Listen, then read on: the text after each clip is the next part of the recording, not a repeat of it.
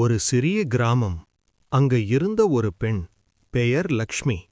அவளுக்கு திடீர்னு ஒரு பெரிய நோய். டாக்டர்கள் சொன்னாங்க, இவங்க வாழ வாய்ப்பு ரொம்ப குறைவு. அவள் குடும்பம் முழுக்க கலங்கி போச்சு. அந்த நேரத்துல அவளோட அம்மா தினமும் கோவிலுக்கு போய் அம்மனை கும்பிட்டு அழுதாங்க, என் பொண்ண காப்பாத்துங்கம்மா.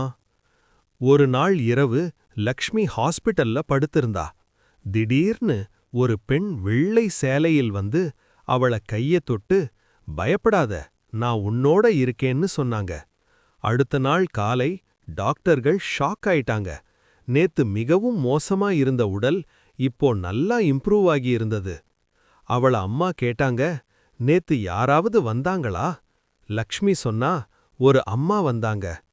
அந்த நேரத்துல அவங்க எல்லாரும் புரிஞ்சுகிட்டாங்க, அது சாதாரண பெண் இல்ல, அம்மனே வந்து காப்பாத்தினாள். நம்பிக்கை இருந்தா அம்மன் எப்போதும் நம்மோட இருப்பாங்க.